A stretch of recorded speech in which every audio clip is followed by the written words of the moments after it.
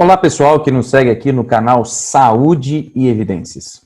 Estamos mais uma vez juntos aqui nas nossas quintas-feiras. Quinta-feira é dia dos nossos encontros semanais aqui no canal Saúde e Evidências.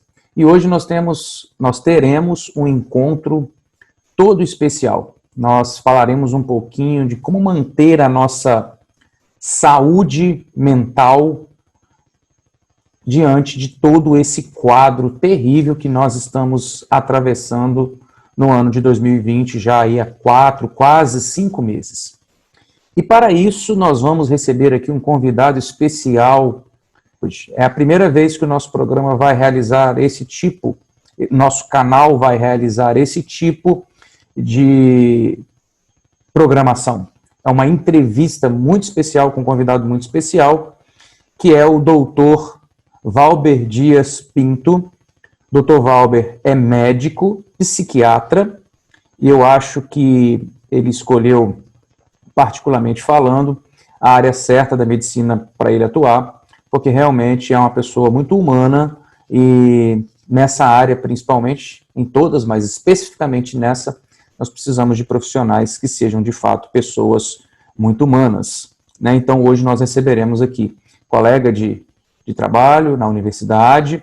Nós teremos o prazer de conversar com ele durante aí o nosso tempo aqui da nossa programação sobre dicas importantes de um profissional competente para que nós possamos atravessar também esse período com a mente sã, porque mente sã, todo mundo sabe que reflete em corpo são.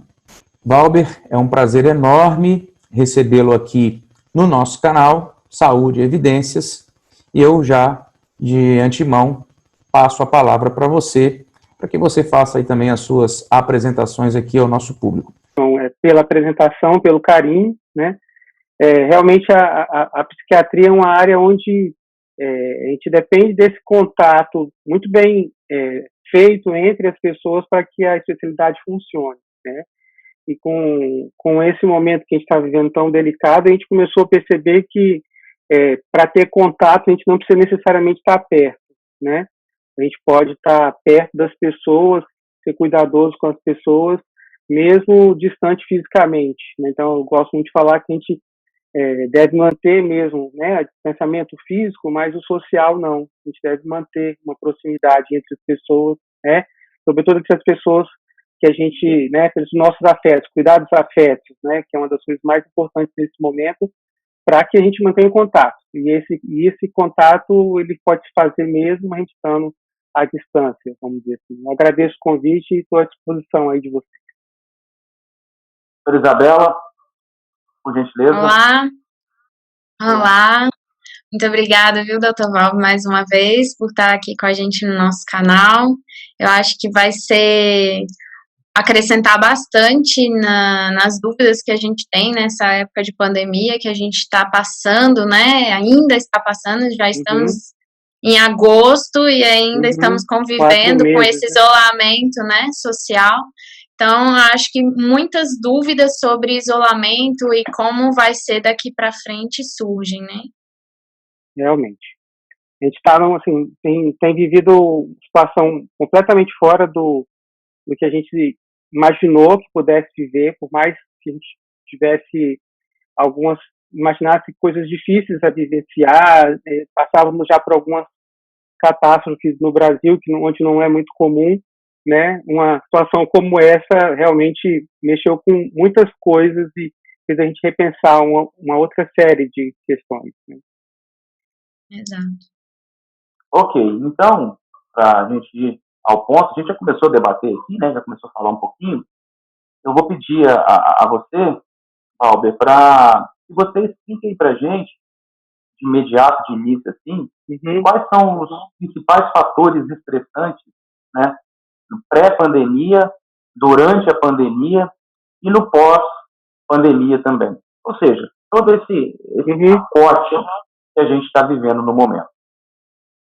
Então, quando começou a pandemia, logo que se iniciou, aquele primeiro momento foi de muita...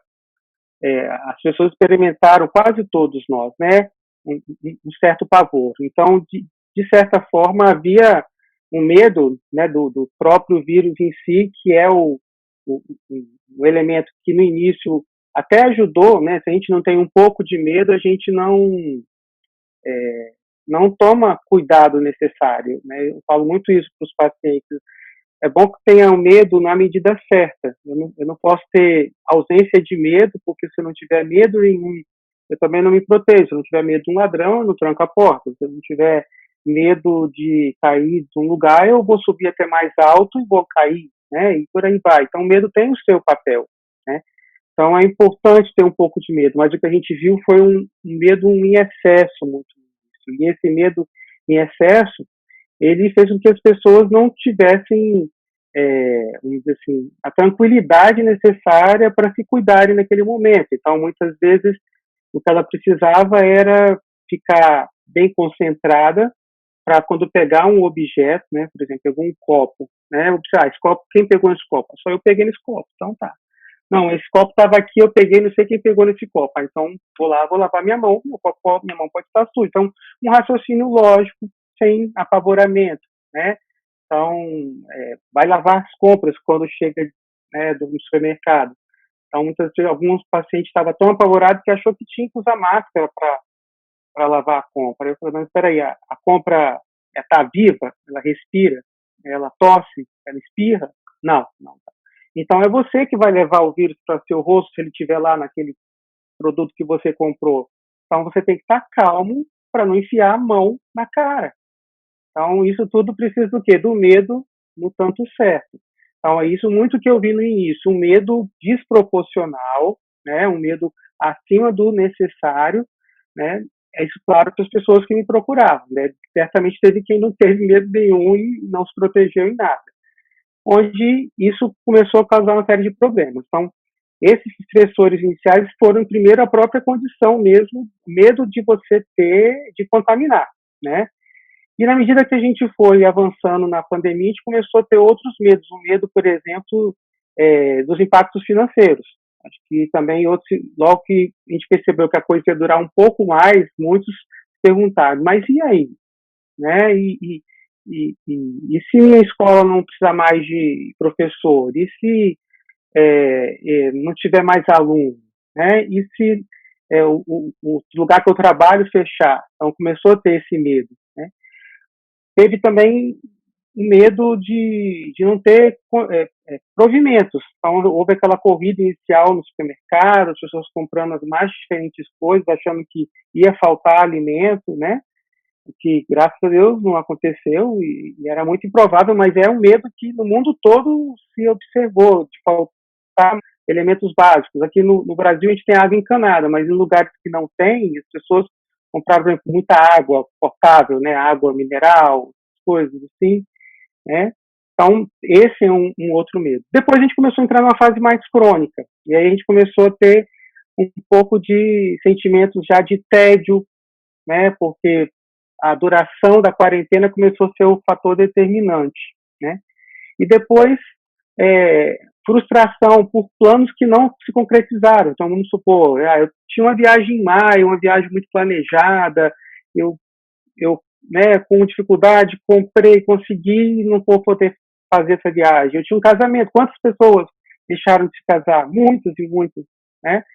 O pessoal da área de eventos, então, por exemplo, todos sem trabalho, 100 e tantos dias sem trabalho. Por quê? Porque não tem casamento acontecendo. E se a pessoa resolver marcar o casamento, ainda tem o medo dos convidados não irem para o casamento, né? Então, esse medo começou a aparecer com a duração da quarentena, que era muito grande. E aí, já até assim, entrando um pouco na nossa conversa antes de começarmos aqui, começou a surgir um outro fator também que aparecia começou a aparecer também nas consultas, e está bem descrito, que é a informação, a qualidade da informação que as pessoas começaram a receber. Então, a informação inadequada, né, ou a informação falsa que chegava no ouvido fazia com que as pessoas ficassem confusas, e isso também é um fator estressor, descrito, né? Tudo que eu estou te falando está num artigo do Lancet, a gente pode depois colocar lá na bio para o pessoal ver direitinho, na descrição do vídeo, é um artigo lá do início da pandemia, lá em 14 de março, e ele já falava lá, né, nessa questão da insegurança na parte da informação, né? E o último aí, eu acho que vale a pena destacar, seria mais o estigma da doença, e aí entra na questão dos profissionais médicos, as pessoas que se contaminaram e que passam a sofrer um estigma que a gente viu, talvez, na época que a AIDS, né, teve seu primeiro boom, vamos dizer assim, que as pessoas tinham medo de quem tinha AIDS, né? E aí agora as pessoas têm medo de quem teve Covid ou tem Covid, e dos profissionais de saúde, inclusive, né? Que isso, mas e aí fica aquele sentimento duplo, né? Não, mas eu acho legal o profissional de saúde, ele tá sendo muito importante, mas ele tem mais chance de ter Covid. E aí, como é que fica essa situação? E isso acaba linkando, talvez, com outro tema, que é a questão do burnout nos profissionais de saúde, porque isso também entra com uma outra questão. Então, assim, é coisa pra caramba, né? São vários fatores realmente estressores e todos eles a gente encontra na prática os pacientes queixando. Quase tudo isso que eu te falei, eu já tive a oportunidade de ouvir com maior ou menor destaque de pessoas diferentes, né? Ok. Isabela, por gentileza, uma pergunta? Com você. Vou tentar puxar mais assim para minha área, né? Claro, porque claro. O meu dia a dia, a gente que tem visto e enfrentado isso desde março, né? Com alguns picos, às vezes melhora, às vezes piora. Mas, assim, desde o início, começou a surgir vários profissionais de saúde mental, psicólogos, psiquiatras, dando apoio não para pacientes, não só para pacientes, como também profissional de saúde, através de telemedicina, vamos dizer assim. Sim. E o senhor acha que para essas pessoas que ficaram em isolamento, ainda estão em isolamento, principalmente idosos, porque tem idosos com comorbidades, que mesmo agora que teve um relaxamento, eles têm muito medo de sair? Se vale realmente a pena você fazer esse segmento online, mesmo com um psicólogo, para ajudar nisso daí? Tem visto muito quadro depressivo, assim, dessas pessoas que ficaram em isolamento e que isso aí pode ajudar? Tem dois grupos que estão mais fragilizados, eu acho, nessa pandemia, que são os idosos e as crianças, né? Os dois estão meio que, parece que linkados, né? De certa forma, assim, não vamos expor as crianças, porque senão tem que perder contato com os idosos, e aí começou-se a realmente esses dois grupos ficarem bem isolados, e isso tem gerado nesses dois grupos grandes impactos. Então a gente tem que estar bem atento para isso aí. As crianças às vezes vão ficar mais irritadas, vão ficar mais pirracentas. Até porque elas não entendem, né? Não entendem. Não entendem direito e não conseguem se expressar. O adulto pode reclamar, pode falar, e a criança às vezes não tem a fala desenvolvida para se expressar adequadamente. Ela vai fazer o quê? Às vezes uma pirraça, ela vai regredir alguns comportamentos, então isso vai aparecer. E a criança tem uma característica assim importante, que nesse momento ela ainda está em formação, e aí isso pode atrapalhar muito esse processo, né? Então a gente vê que é um grupo realmente que tem sofrido e às vezes não tem dado tanta atenção. Os idosos têm sofrido também muito, eles têm mais atenção, eles conseguem se expressar melhor, e por esse medo intenso que eles têm vivenciado, realmente muitos ainda não se sentem, apesar, né, do momento, se a gente ter mais, vamos dizer assim, experiência, acho que é essa a palavra, né? É isso que eu tenho tentado falar quando eu atendo um idoso. Olha, tem 4 meses que nós estamos nessa.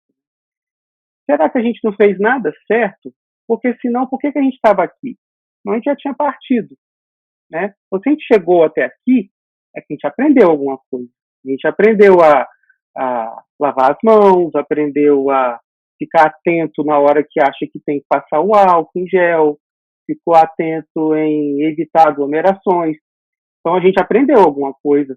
Então deu certo. E eu tenho incentivado eles a perceberem que eles têm o controle, porque esse foi o grande problema, eles perderam o controle da vida deles. E muitas vezes a pessoa que está cuidando ou está em contato com esse idoso não consegue entender por que ele está tão irritado de estar em casa, né? E às vezes ele não, quando ele saiu de casa não era só para ir no supermercado. Eu vou no supermercado para você, é só isso? Não, não era só isso. No caminho do supermercado ele falava com um amigo, ele visitava alguma coisinha, comprava alguma coisinha para ele. Então todo dia no mercado comprar uma coisinha. Então tem que entender o que esse idoso realmente está sentindo falta, para tentar ajudá-lo nisso. Num desses que eu atendi, ele dizia que sente falta dos amigos. Eu falei, mas você não tem o telefone dos amigos? Não, a gente nunca precisou de telefone. A gente falava todo dia. Então, não tem os contatos, ele não estava preparado para, de repente, fica preso em casa, né? Então, isso é uma coisa que eu vejo realmente esses grupos sofrendo e em relação a pedir ajuda, muitas vezes demora bastante. Então, o que eu vejo é que essa demora faz com que, às vezes, venha aparecer no consultório os casos mais graves, né? Às vezes até mesmo com alterações quase psicóticas, alguns assim com medos que não só em relação à doença, mas exacerbando outros medos que não têm o menor sentido, preocupações quase invasivas, né, do pensamento invasivo mesmo de que alguma coisa ruim ia acontecer, completamente sem fundamento. Então, o João, professor de farmacologia, sabe que a gente de vez em quando pode usar, por exemplo, um antipsicótico em dose baixa para o quadro ansioso mais grave. E eu tinha tempos que eu não usava tanto antipsicótico em subdose, uma dose que não é uma dose para psicose, mas com uma dose que consegue controlar esse tipo de pensamento ansioso. E foi um recurso que está sendo de grande valia. Mas muitas situações específicas, mas estou dizendo que é algo que é bem incomum a quantidade, né? Então, o número de primeiros atendimentos, a gente tem um grande aumento nos primeiros atendimentos, né? A gente está acostumado com um certo fluxo de primeiros atendimentos e o número de primeiros atendimentos. Então, de certa forma, assim, muitas pessoas estavam aqui, em vez de estar aqui, o copo estava aqui para transbordar. E aí, de repente, o que aconteceu? Veio não uma gota d'água, mas veio essa tempestade. Então, muitos descompensaram, né? Então, realmente, o idoso deve procurar ajuda, né? Deve procurar esse auxílio por teleconsulta ou presencial, né? Alguns serviços já estão atendendo presencial, tanto para cuidarem da sua saúde mental, quanto para cuidarem da sua saúde física. Então, como eu falei, com 4 meses a gente já tem experiência suficiente para dizer que a gente sabe se comportar. E sim, devemos deixar para nos expor em situações de que, vai para uma reunião comemorativa? Não, mas para um cuidado médico, por exemplo, se você está de um acompanhamento com outra doença qualquer, né, não deixar de fazer. Esse é o momento agora de retomar isso com todo o cuidado, mas é o momento. Então, inclusive a parte mental e a parte física também, né? Esse exercício eu tenho incentivado que nesse momento eles devem fazer, porque já temos a experiência necessária, né? A gente já está um pouquinho escolado, já aprendemos um pouquinho. Então, foi bom você ter tocado nesse assunto. Os dois grupos mais afetados. Crianças e idosos. A gente aqui por exemplo, nós estamos aqui no estado do Espírito Santo, mais uma vez as aulas prorrogadas, em agosto não vai ter aula presencial. Eu já vi pais dizendo, eu não mando meu filho, mesmo se voltar em setembro ou outubro, eu não mando meu filho para a escola mais esse ano. É questão de precaução.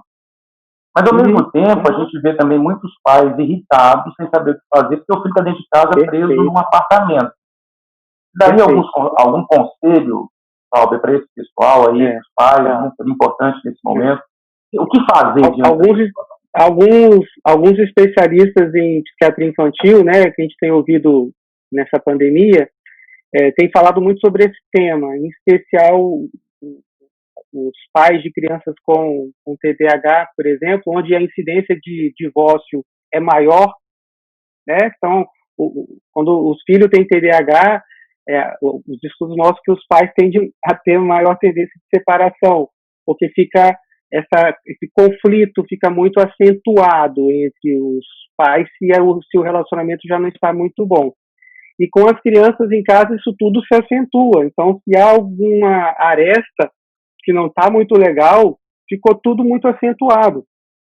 Eu tenho um relato de um adolescente que não é bem uma criança, mas é real, né? E relata bem, ela falou assim: Dr. Valber, eu mal via minha mãe, meu pai, eu acordava, eles já tinham saído, eu chegava, eles não tinham chegado. Agora eu vejo 24 horas, como é que é isso, né? Então, assim, há de se entender que existe toda uma dificuldade aí nesse ponto, né? Mas que, por outro lado, uma oportunidade de se identificar assim também. O que não está legal aqui, nesse relacionamento aí familiar, que precisa ser melhorado? Mas, com certeza, é um grande fator estressor. Isso aí que você falou é uma queixa comum, né? Quando a gente eu pergunto assim, o que você está sentindo muita falta? Sempre faço essa pergunta, né? Que o isolamento tem te atrapalhado, ou que todas essas mudanças. E outra, o que tem mais impactado? Essa questão de ter que acompanhar o filho, por exemplo, nas aulas, porque ele tem que estar verificando se a internet cai, se a internet não cai. É isso, a gente estava comentando também que a nossa internet tem uma qualidade ruim. Então, se o link chegou, se o link não chegou, se está aprendendo, se não está aprendendo, né? Então, isso passa a ser um estressor muito relevante e que realmente não pode ser desconsiderado. Então, o que a gente tem visto nos trabalhos de fora é que existe, sim, uma certa segurança para esse retorno, né?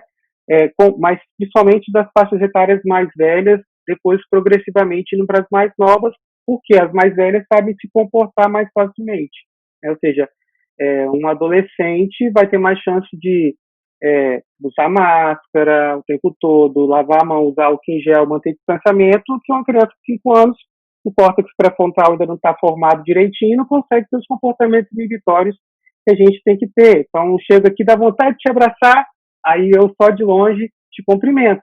Hoje mesmo, eu fui de manhã cedo pedalar, de máscara, né? E quando eu estacionei, tinha um conhecido de 20 anos atrás, quando eu fiz escola técnica. E de longe, eu falei, tô te cumprimentando de longe, mandei um abraço, né? Por um segundo deu vontade de ir lá. Mas aí, consegui inibir. Como é que faz isso uma criança que não tem o córtex pré-frontal ainda pronto para fazer esse processo? Não vai.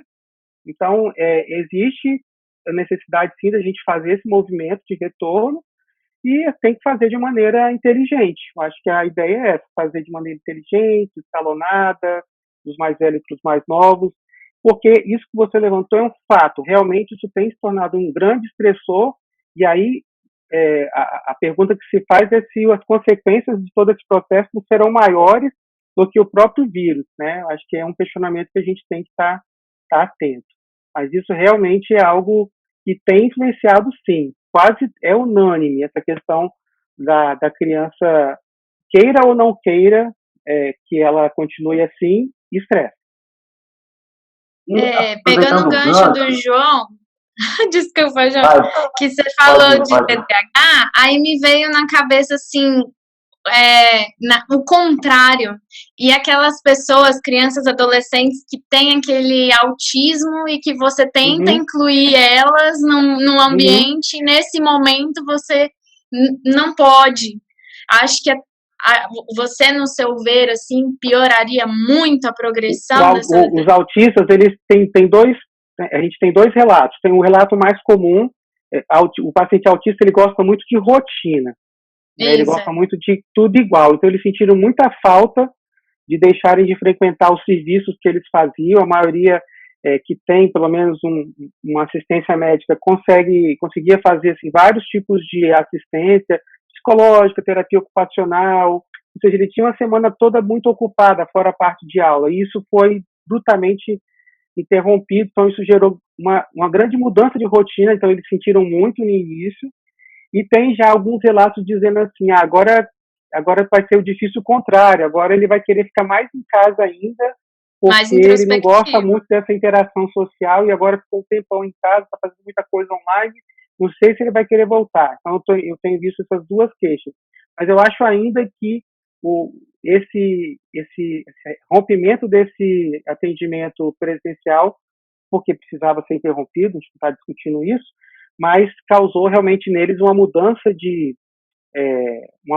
grande de rotina, e eles, como são sensíveis a essas mudanças, sofreram muito. E eu não atendo autista em especial, mas eu atendo muitos pais de autistas, e aí por isso, nesse relato que eu falo que o sofrimento veio para eles, e claro que os pais ficaram também mais angustiados, mais ansiosos com isso, trouxeram isso para o consultório, né? E acontece muito, muito mesmo. E mudando o público, alguma recomendação, o oposto, né? Alguma recomendação para familiares, dos familiares, cuidadores, dos idosos, né? Porque são os dois pontos que a gente citou aqui no momento. O idoso, eu tenho primeiro, assim, eu lembrei de uma coisa que eu estava tentando lembrar de criança e que eu acho que serve para idoso. Para criança, só antes que eu esqueça, é importante conversar com ela claramente sobre o que está acontecendo. Porque a criança, quando você não conversa sobre alguma coisa, ela vai imaginar alguma coisa. E o que ela imaginar vai ser sempre pior do que você contar para ela. Então é importante, na linguagem que for possível para aquela criança, conversar sobre o que está acontecendo, para que ela tenha noção e para que ela transforme toda essa coisa que às vezes chega de notícia para lá e para cá meio que, né, perdida, uma coisa que pode ser muito mais perigosa do que de fato é. Então preciso conversar. E com o idoso também, a conversa no sentido de entender o que ele está sentindo mais falta e tentar minimizar isso de alguma forma. Então vamos dar o exemplo lá que a gente falou das pessoas que ele tinha contato, ele não tem telefone. Eu acho que alguém tem que ir atrás dessas pessoas, tem que buscar o contato telefônico dessas pessoas, né? Assim como ia no supermercado para esse idoso, para que ele refaça esse contato. Eu acho muito bonitinho quando, por exemplo, o idoso que estava com dificuldade de falar com a gente, por exemplo, no telefone, e a gente faz uma videochamada, e ele acha um barato, né? Nossa, que legal, eu gosto daquilo ali, pede para ter um celular que faça videochamada e é super tranquilo, porque ele já usa o WhatsApp e ele percebe que é só clicar no botãozinho ali e ele faz uma videochamada e consegue ver a pessoa que ele quer do outro lado. Eu acho muito legal. Isso tem acontecido, assim, e surpreendentemente, às vezes a resistência é menor no idoso do que, às vezes, no adolescente que não quer fazer a consulta online de jeito nenhum, apesar de ser super conectado. Mas aí é uma coisa mais filosófica, que a gente fala de uma geração que se conectava muito, se conecta muito, mas faz pouco contato. E aí a gente teve que passar para o contrário. A gente teve que fazer muito contato, ficar todo mundo em casa e se conectar, né, mais ainda. Né? Então isso gerou uma estranheza no início aí. Mas eu acho que é isso. O que eu tinha recomendado é essa conversa bem tranquila com o idoso para entender realmente do que ele está sentindo falta, né? Em alguns idosos, por exemplo, eu tenho visto, isso aí é uma coisa muito de cada um, né? Que já vinham, às vezes, considerando em algum momento, por exemplo, adotar um cachorro, ter um cachorro. Esses eu tenho incentivado, olha, aquela hora que você estava perguntando se devia ou não tem, é agora, né? Então, isso tem ajudado, eu tenho visto isso, né? Até mesmo crianças, que às vezes a família vinha considerando, porque, né, adotar um bichinho é uma coisa muito séria. Então, se a família já considerava isso, esse momento é oportuno, né? E às vezes pode fazer com que o foco de atenção, por exemplo, daquela criança, daquele idoso, seja o outro, pelo menos no momento que está em casa. Se você está em casa, se você está seguro, por que você tem que ficar preocupado com aquilo que está lá? Tem que ter uma outra coisa.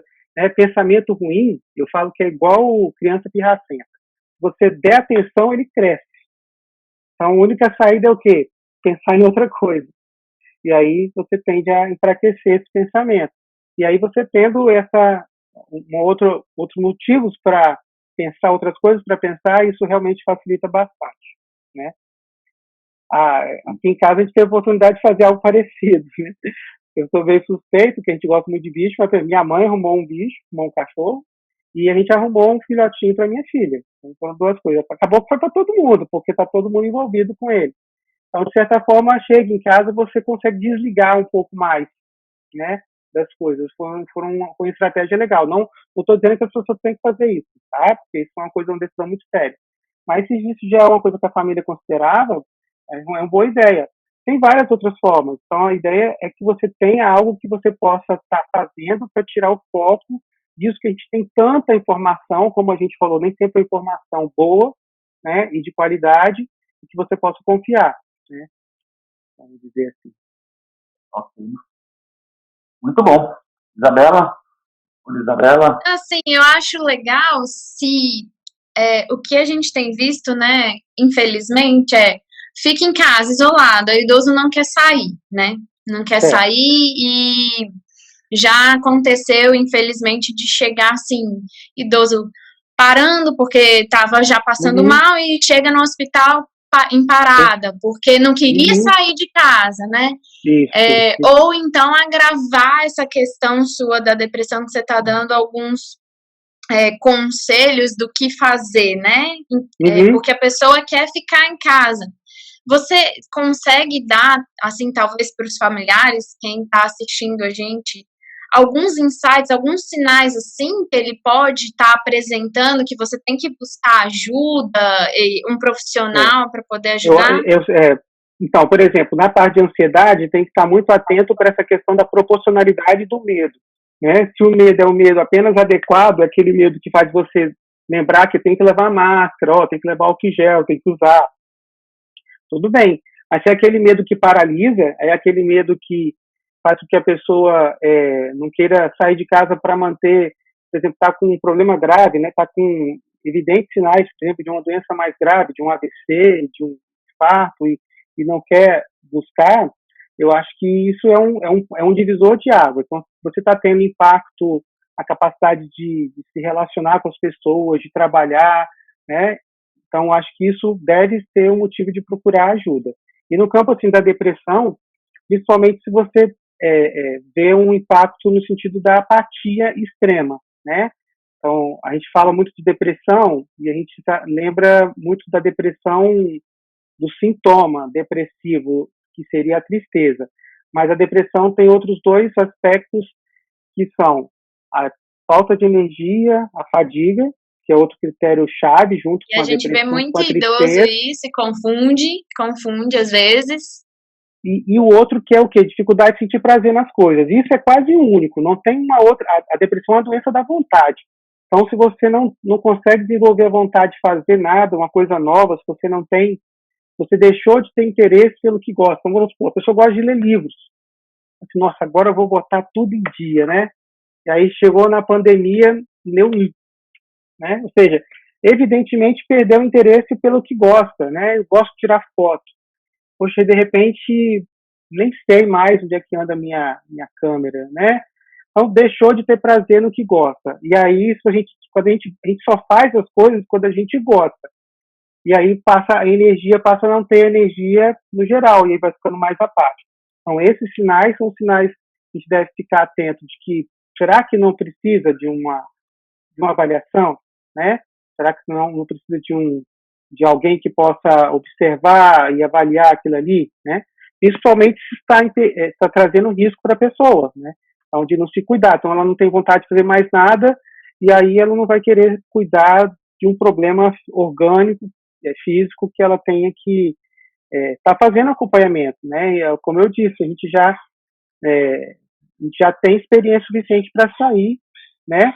E para fazer contato com as pessoas de maneira segura, né? Um profissional médico, ir na farmácia, enfim, né? Então, é isso que as pessoas têm que estar atentas para ver sinais de gravidade, somente a apatia, né? E a não vontade de fazer nada, mesmo que gosta. Então, nossa, mas você não gostava de fazer isso? Mas não dá, né? E a ansiedade extrema, o medo patológico, né? Que seria aquele medo desproporcional. O medo precisa ter a medida certa, nem a ausência e nem o excesso, né? Do medo. por esse lado. Você falou muito, falou no início dos antipsicóticos, né? Doses baixas para controle da ansiedade, dessa ansiedade gerada aí pela situação. Os antidepressivos, por sua vez, aumentou? Você acha que aumentou muito prescrição, necessidade? Ou até mesmo as pessoas, de repente, se automedicando, utilizando antidepressivos? O que você tem a dizer sobre isso? Eu vi muita demanda, assim, muito pedido de dica, vamos dizer assim, para medicação de dormir, João, muita. Eu estou dormindo direito, não estou dormindo direito, o que eu posso tomar, né?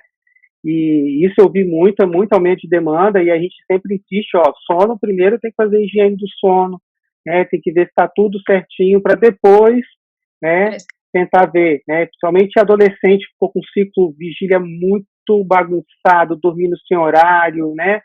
Teve histórias de adolescentes que, assim, o almoço saía 3 da tarde. Aí falou, mas também como é que esse menino vai ficar dormindo o dia todo se o almoço sai 3 da tarde, a janta 10 da noite, e vai dormir o quê? 3 da manhã, né? E aí fica jogando mais. Então, muita alteração do sono eu vi, muita demanda por isso, né?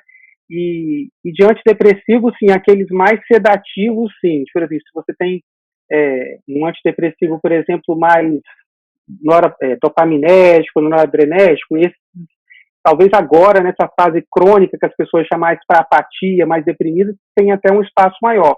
Aí, no início da pandemia, eu via muito uma necessidade de ansiolíticos e antidepressivos mais para serotonina, e com uma pegada mais relaxante, né? Alguns que a gente sabe que tem algumas características mais sedativas, esses eu acho que tiveram mais oportunidade. Eu sempre comento, a gente é visitado de maneira muito ética por representantes da indústria farmacêutica, e eu sempre comento com eles no primeiro contato o seguinte: olha, quem demanda que o remédio que eu vou passar não sou eu. Quem demanda é o caso clínico que chega aqui comigo, né? Se por acaso está chegando mais de um tipo ou de outro, aí é um motivo para algum estudo. Mas o que demanda é a situação. Então, a situação demandou, eu vi no início, muito espaço para os antidepressivos que tinham um potencial mais relaxante do que aqueles que tinham um potencial mais de melhorar a energia, naquela fase inicial, né? Porque as pessoas estavam muito assustadas. Agora a gente já entra numa fase mais crônica e eu vejo que tem vindo mais casos onde a gente precisa usar medicações que trabalhem um pouco melhor essa questão da energia.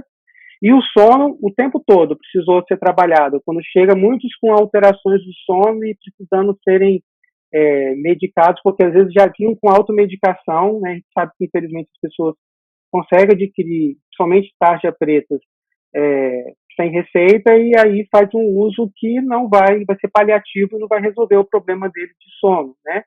Então, sempre que assim, você indica alguma coisa, eu indico que você descobrir por que a gente não está dormindo direito, né?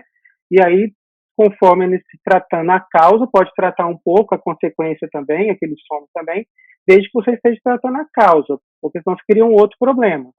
Então, teve sim uma demanda tanto de pedidos, né? Assim, as pessoas perguntam o que você acha que seria bom para o sono, né? Que aí a gente fala, olha, depende, né?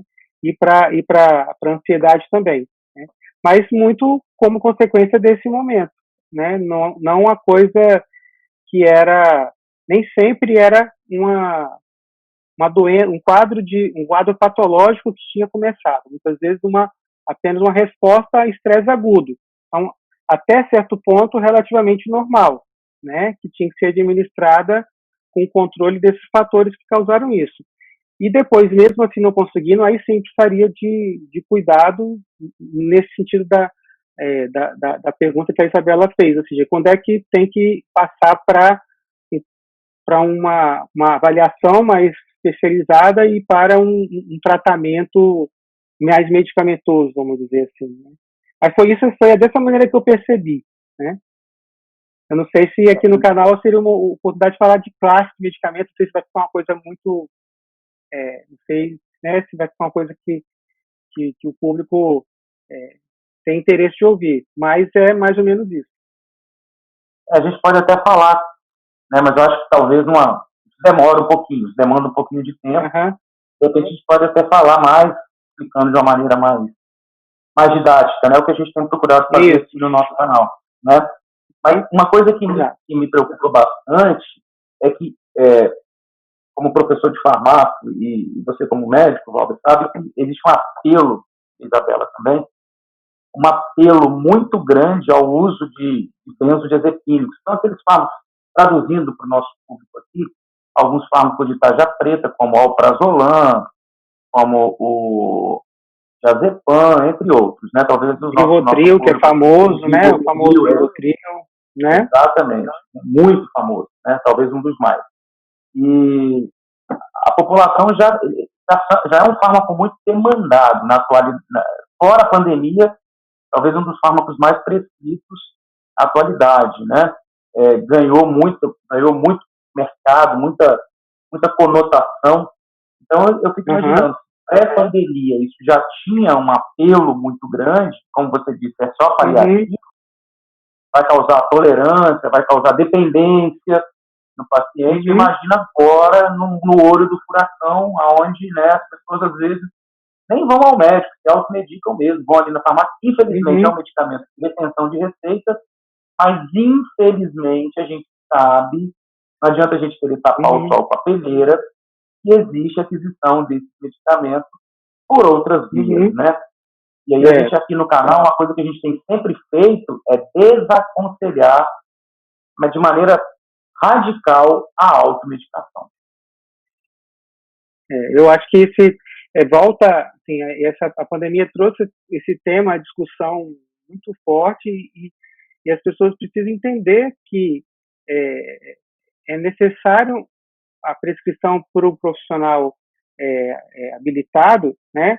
E esse conjunto aí, né, médico, farmacêutico, ele precisa funcionar, porque muitas vezes é como as pessoas não conseguem perceber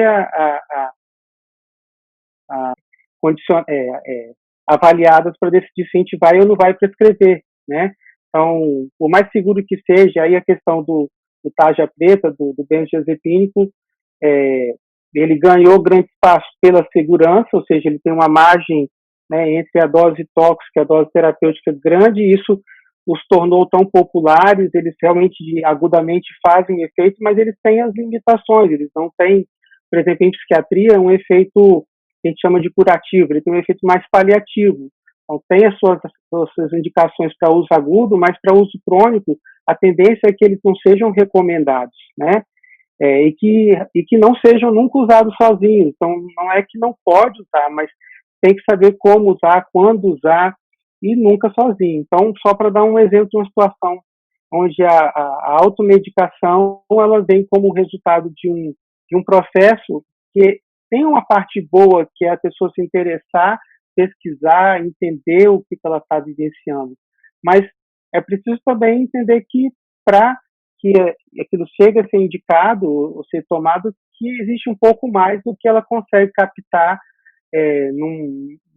olhando no Google ou num livro. Senão a coisa seria simples assim, nós precisaríamos de todo o processo de formação que a gente faz até chegar a atender as pessoas, né? Então, essa tradução de todo esse conhecimento para aquilo que vai chegar lá na população é exatamente o papel do médico, do farmacêutico, e é preciso que as pessoas entendam que esse processo é um processo bem pesado, sofisticado, e que não é simplesmente, olhou lá, serve para isso, eu vou tomar, né? A gente está falando de uma coisa complexa que é o corpo humano, então não dá para ser uma coisa simples, assim, né? Se o fulano tomou e eu ficou bom, eu vou tomar e vou ficar bom também, né? Não é bem assim. Ok. Realmente importante isso. E muito atual. Bom, agora perguntando mais sobre profissional de saúde mesmo, essa questão do burnout, assim, primeiro, se eu puder explicar, né, porque eu estou perguntando o que é o burnout e o que o senhor aconselharia para o profissional de saúde, porque burnout não é uma coisa de agora, né, na nossa profissão é muito presente, principalmente entre as mulheres, né, a gente sabe disso, E quais conselhos você daria para a gente lidar com isso, que nessa pandemia realmente foi desgastante para os profissionais de saúde?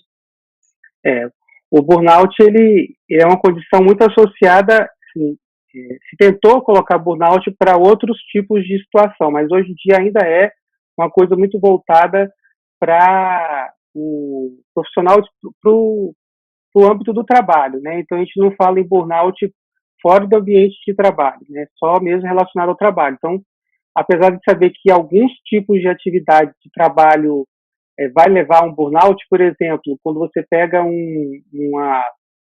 uma mãe que cuida de um paciente autista, o filho dele é autista, a gente sabe que ela vai desenvolver coisas parecidas com o burnout, mas é porque as relações sociais dela se assemelham a um trabalho crônico, como é o caso das situações onde você tem burnout. As duas categorias que mais tem burnout é professor e médico. Então, os professores que são médicos têm que tomar muito cuidado. Não tem estudo dizendo isso, né?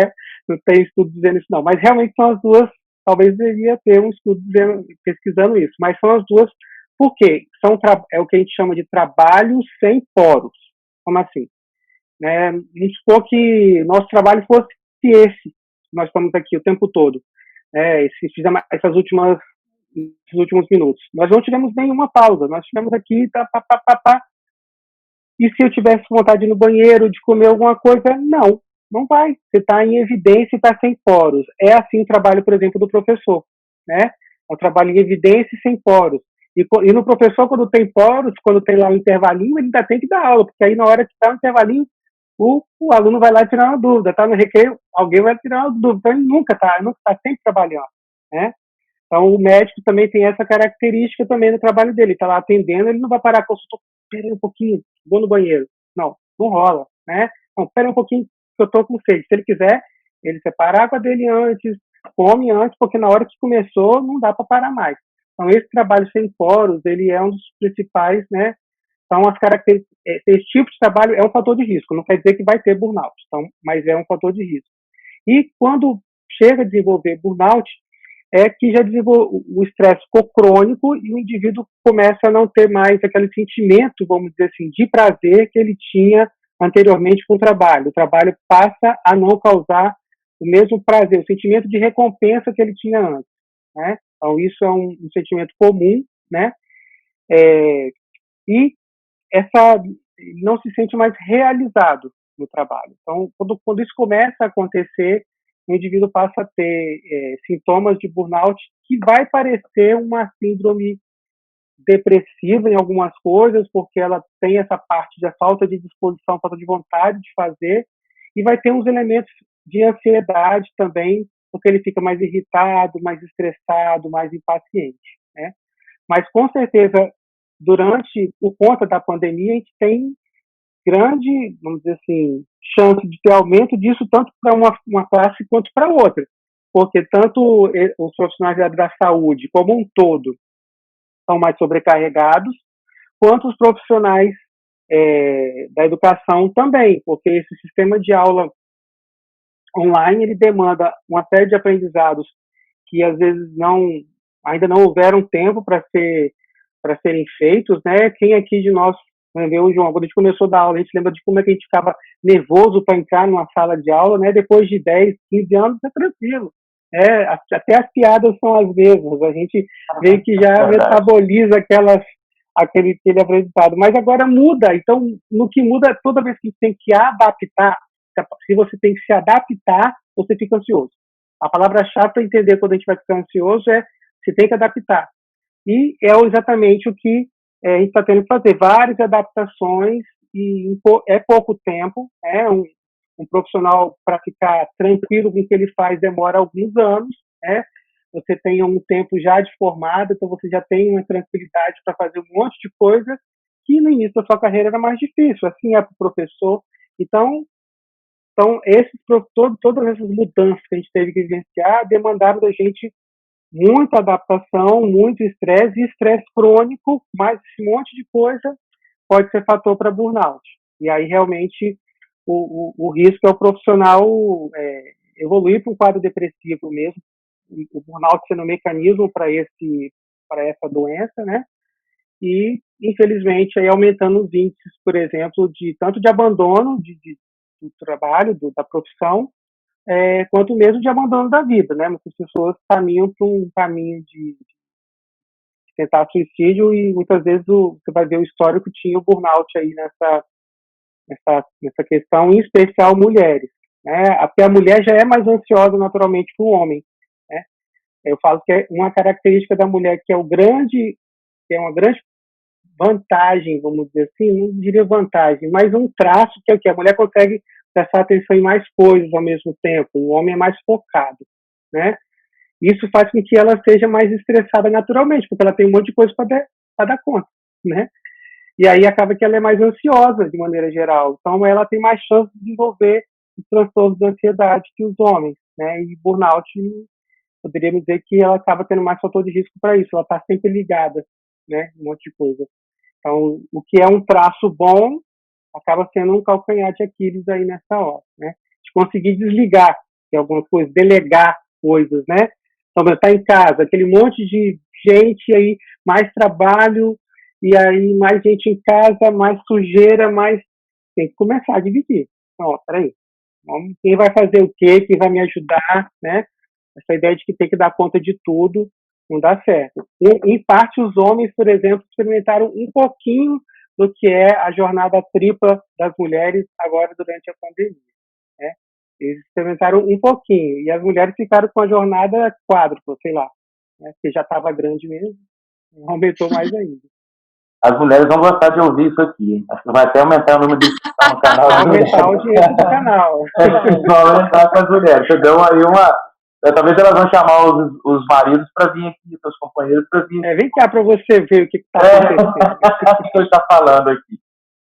Bom, eu queria só pedir para ficar claro para o pessoal que está nos ouvindo, né? Talvez está ouvindo esse termo burnout pela primeira vez, só para a gente dar uma definição simples desse termo aí, para não ficar nenhuma dúvida. O burnout vem assim, de uma tradução bem livre mesmo, né? Literalmente quando a gente queima, né, as energias de tanto tentar dar conta daquele processo, ou seja, você vai se estressando, aí no que você se estressa, vai ficando mais ansioso, e aí você vai tendo que gastar energia para poder dar conta daquela ansiedade, porque você fica ansioso porque tem uma demanda, e você tem que resolver aquela demanda. Você começa a gastar, e aí você extrapola a sua relação que a gente chama de demanda-controle, ou seja, a capacidade que você tem de fazer as coisas que lhe são demandadas. Então, por exemplo, alguém fala assim, Valber, você dá conta de atender 5 pessoas por dia? Eu dou. 50 eu já não dou. Então, eu conheço a minha relação demanda-controle. Então, se o indivíduo não respeita a sua capacidade de lidar, não sabe dizer não dá para mim, né? Desse jeito não dá. E às vezes, nessa ele se estressa, porque ele tem que dar conta dessa relação demanda-controle que está desproporcional, literalmente queima, daí o termo, né, burnout. E ele queima as suas energias tentando dar conta e acaba adoecendo por conta daquilo. Então, é um processo complexo, mas ele tem a ver com isso, com um adoecimento relacionado ao trabalho, muitas vezes por sobrecarga, e onde o indivíduo tem mais demanda do que ele consegue dar conta e acaba adoecendo por conta dessa incapacidade de gerenciar aquilo que ele pode dar conta. É bem verdade que isso pode ter fatores do indivíduo que facilitem isso. Então, às vezes o indivíduo estava lá com o copo dele já aqui para transbordar, e aí veio uma situação que fez com que ele descompensasse e não desse conta mesmo. Mas, muitas vezes, nesses trabalhos em especial do profissional da área da saúde e do professor, é algo corriqueiro ao longo da carreira. Tanto é que a gente fala de um tempo de aposentadoria menor necessário para essas profissões por isso, né? Porque eles tendem a chegar a se entrar em exaustão, vamos dizer assim, esse termo aí do burnout, lembra exaustão, antes dos outros profissionais, pela característica do seu trabalho. Muito É bom. uma coisa que a Muito gente boa viu explicação. muito, né? Assim, aquelas coisas no jornal de mostrar o profissional de saúde exausto, super exausto, com horas e horas no hospital, sem poder sair, né? E Realmente aí a gente passou sofrendo, por por exemplo, bullying porque é profissional, por exemplo, agora, né? Além do aumento da demanda, ele tem um sentimento de não realização, porque ele, em vez de ser valorizado, muitas vezes ele é o quê? Colocado como o culpado da situação, ou há por exemplo, um, um, um receio de que ele venha transmitir o vírus porque convive, mora naquele prédio, aqui tem um profissional de saúde, eu não quero que ele use o mesmo elevador que eu. A gente tem disso tudo acontecendo pelo mundo, né? Então você junta sobrecarga, aí uma frustração profissional, porque não se sente realizado. Então você tem as condições ideais para o surgimento de um burnout, né? Por isso que a gente vê que está mais o professor. Então tem mais demanda para o professor nesse momento. E ao mesmo tempo você tem a não realização. Nossa, está horrível o ensino, não estou aprendendo. Então aí isso tem a não realização, não se sente realizado, feliz com o resultado do seu trabalho, e ao mesmo tempo tem mais trabalho. Então isso é receita perfeita para burnout, né? Infelizmente. É aquela situação, né? É o profissional da saúde, nesse momento, é o herói, né? Mas é o herói da pandemia que está na linha de frente, mas eu quero que ele fique distante de mim, né? É o herói... Herói que não pode entrar no elevador que eu, tudo mais, porque, né? E com o professor também. O professor é um herói, ele está realmente fazendo de tudo para, mas o resultado não está bom, né? Não está legal esse ensino assim. Não estou dizendo que está, né? Porque realmente a gente teve que cair de cabeça, né? E para uma modalidade de aula, vamos dizer assim, totalmente diferente do que a gente tinha costume, né? Mas, por outro lado, foi aquilo que foi possível para que não interrompesse, né? Que é o caso da telemedicina, né? Por exemplo, por muito tempo a gente não pôde exercer porque haviam dúvidas legais, não havia regulamentação, e de repente, puf, é o que temos, né? Então, logo que aconteceu a início da pandemia, logo saíram algumas revistas boas, né? Falando sobre como que isso tem sido vantajoso, mesmo sendo feito de maneira não tão segura. Então, por exemplo, às vezes uma consulta usando um aplicativo como o Zoom, por exemplo, ou outro, pode não ter a segurança, o protocolo que talvez um site de telemedicina teria, né? Mas o que essas revistas colocavam é que o prejuízo da desassistência dessas pessoas seria muito maior que uma possível falha de segurança aqui, que não se tratava de uma empresa com segredos industriais, né? Nós estamos falando aqui de uma questão de não deixar ela desassistida, de cuidar dela mesmo nesse momento que a gente tem que manter o distanciamento físico. Então, os artigos científicos de telemedicina falavam muito sobre que, quando colocava isso na balança, compensava mais o não prejuízo em você manter a assistência, mesmo em telemedicina. Então, não é perfeito, mas é uma ferramenta. Então, a gente teve que aprender a usar a ferramenta muito rapidamente, e eu acho que a gente vai levar isso de positivo como saldo aí da pandemia, como os professores vão levar de positivo saberem aumentar os recursos dele para as aulas online, ou para colocar alguma coisa online quando precisar. Eu acho que isso tudo vai sair como saldo positivo, né? Com certeza. Nesse período a gente sempre aprende, né? Não tem jeito, né? A gente sempre vai levar Ele tem isso de positivo, né? Ainda bem que tem. Já para a gente encaminhar para o final, assim, que a gente já tem aqui já, né? E eu queria saber mais, seria apenas uma questão, o seguinte, Alberto, tem muita gente que diz assim, olha, o isolamento, ele vai ser pior do que a própria doença. As consequências que ele vai trazer será pior do que as próprias doenças. A gente sabe que não existe nenhum tipo de terapia, falando da farmacológica, tem efeitos adversos, muitas vezes tóxicos, muito tóxicos. Não existe também medidas de prevenção nesse caso, sem que venha consequências, né, que muitas vezes podem ser danosas. Na sua opinião, você acha que, de fato, o isolamento, tudo isso que a gente conversou aqui, para idoso, criança, no geral, ele pode ser pior do que a própria doença Covid-19? Então, difícil, né, sua pergunta, mas primeiro, assim, eu sou da ideia de que se a gente está vivo, dá para resolver. Então, vou mudar essa pergunta para uma decisão difícil que essa semana eu tive que dar, de uma pessoa que estava uma gravidez indesejada e que pediu minha opinião.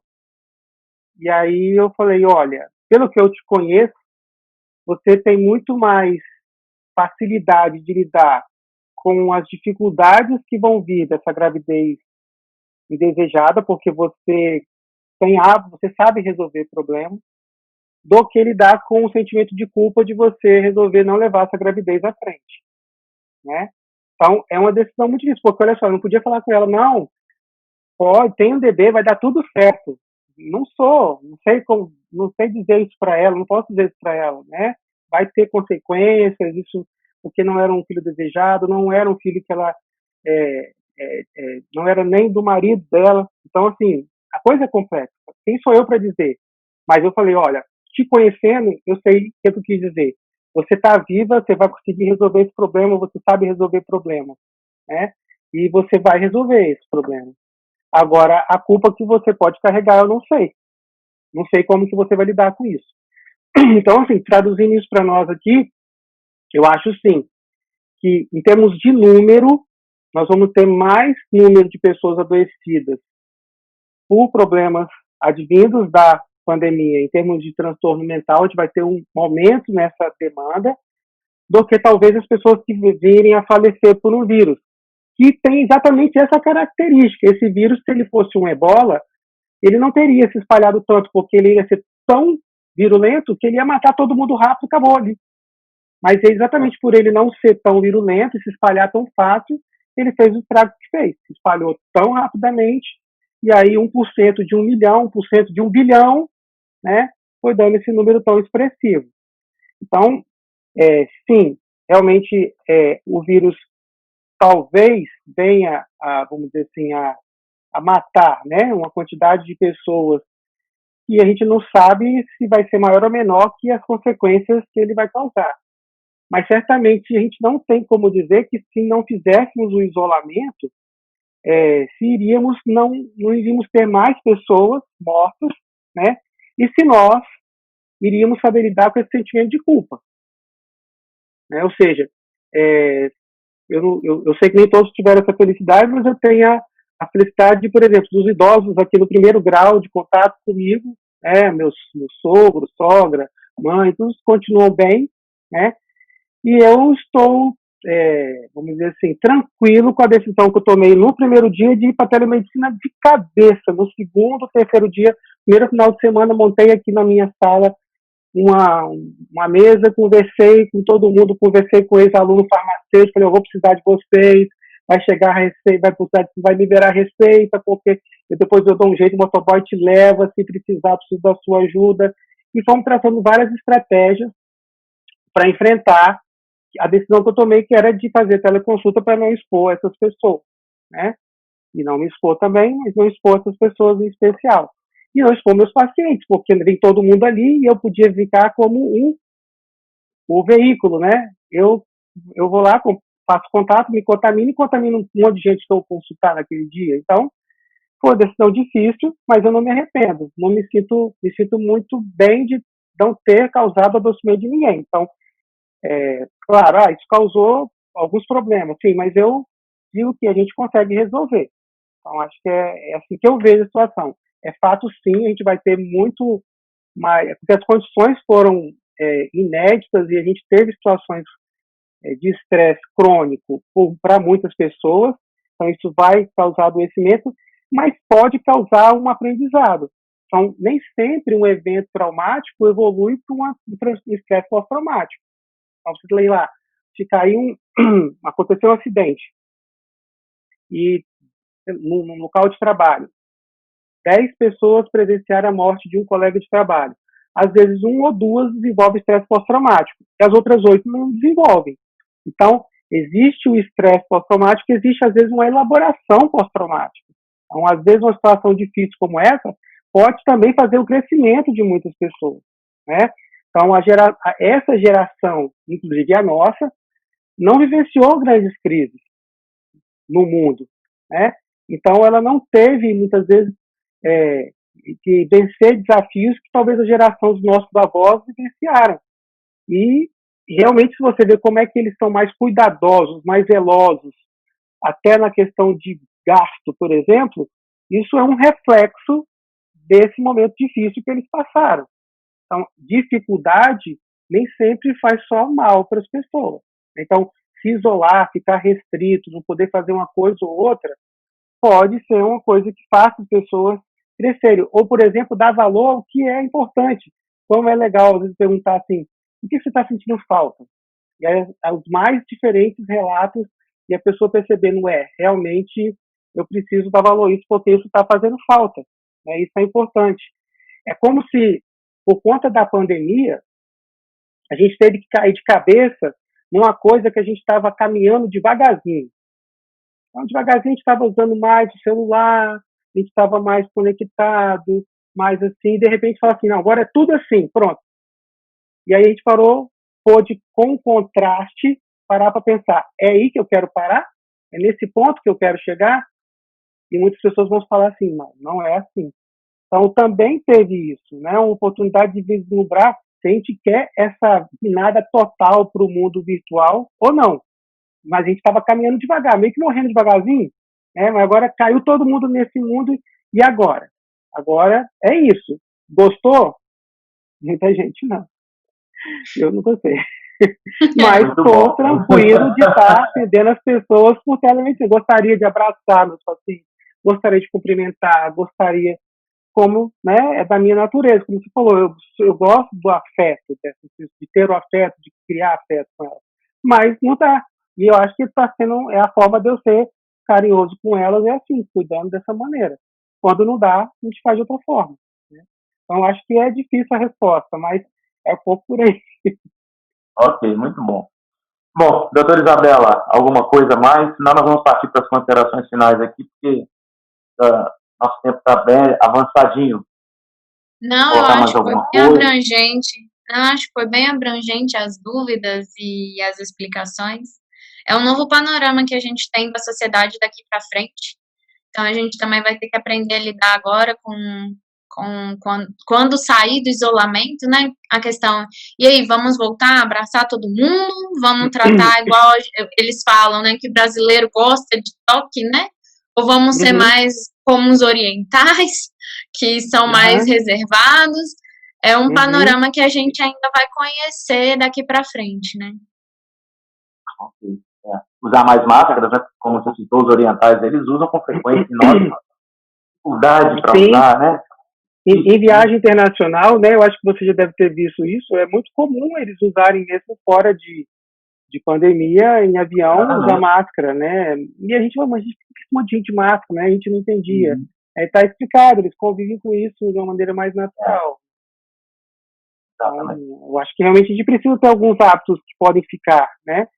E na medida que a gente aprender a lidar com isso aí, né? Eu acho que, por exemplo, até a mesma educação financeira nossa, a gente precisa repensar, né? A forma que a gente gasta o nosso dinheiro, a gente tem que saber guardar um pouco para esses momentos difíceis que podem surgir inesperadamente como surgiram, né? Então, a gente vinha num mundo onde a gente conseguia adquirir, né? Tinha mais facilidade de adquirir, às vezes, uma condição financeira, mas gastava aquilo. Não, e já a cultura dos nossos avós não guarda um pouco mais. Então, acho que isso é um aprendizado que a gente precisa repensar, até para não ficar desesperado, como no início da pandemia. Não, se a gente não sair, a gente morre de fome, não tinha essa discussão, assim, meio, mas tinha, se não morrer do Covid, morre de fome. Quer dizer, se a gente tem um planejamento financeiro até para isso, a gente vai lidar melhor com um momento como esse. Vai ser um estressor a menos, voltando nisso da conversa, como estressor financeiro. Então, eu acho que o segredo é pensar em tudo que a gente se estressou nesse período e ver aquilo que dá para controlar, para se planejar, não pensando que vai vir alguma coisa, mas a vida mas assim, a vida é mais a certeza da impermanência, né? Hoje foi o Covid, amanhã pode ser uma outra coisa a nível pessoal, mas a gente está sempre sujeito a oscilações. A impermanência é mais frequente que a permanência. Então, aprender a lidar com isso é muito importante. Ok, muito bom, muito bom. Dr. Valber, meu amigo, colega de trabalho, de profissão, de docência, batalhando junto já quase 20 anos, né? Acho que você 20 anos. 20 anos. Agora, em março do ano que vem, 20 anos. Muito bom, muito obrigado mesmo pela sua participação aqui conosco. Eu gostaria de pedir aí, por favor, a gente não combinou nada não, mas eu queria que você pedisse aí quem vai nos ouvir aí, está nos ouvindo aí nesse vídeo, dê uma força aqui para o nosso canal aqui, se inscreva. Sim. É muito importante, né? A gente, às vezes acontece, eu já vi, tem alguns outros canais que eu gosto de acompanhar, por exemplo, eu falei de fotografia algumas vezes aqui com vocês, que eu gosto muito. Então, tem um canal de fotografia que eu gosto de acompanhar e vira e mexe, acontece isso que ele fala, a gente vai lá, adora o vídeo, mas não curte, né? Porque ficou tão empolgado com o vídeo e não curte. Então, assim, antes de acabar o vídeo, como ele fala lá, assim, dá uma voadora no like, vai lá, clica e pronto, para dar aquela valorizada. Porque às vezes gosta muito, mas fica assim, não vai lá e não curte, e como isso é importante para o canal, né, manter, e para a gente, e para você, por exemplo, que está cuidando do canal, vocês estão cuidando do canal, entenderem se aquela informação é uma informação que é relevante para o seu público. Você só vai descobrir isso se tiver mais ou menos curtido. É isso aí. Bom, muitíssimo obrigado mais uma vez pela sua participação aqui no canal Saúde e Evidências, canal jovem ainda, mas eu acho que a gente tem um caminho longo pela frente. Pelo menos eu penso que sim, nós estamos trabalhando para isso. Com pessoas como você nos ajudando aí para outros momentos aí que vocês precisarem. Com certeza nós vamos marcar. Muito, muito bom saber. Com certeza nós vamos marcar. Sua contribuição foi excelente e será sempre muito bem-vinda. Bom, e se você gostou do nosso vídeo, como o Dr. Valber acabou de dizer, deixe seu like aqui pra gente, se inscreva no canal e lembre de ligar o sininho aí para todas as vezes que nós tivermos lives, vídeos sendo postados aqui no canal, você ficar sabendo dessas novas programações. Esse é o canal Saúde e Evidências. Mais uma vez, obrigado a todos e até a próxima.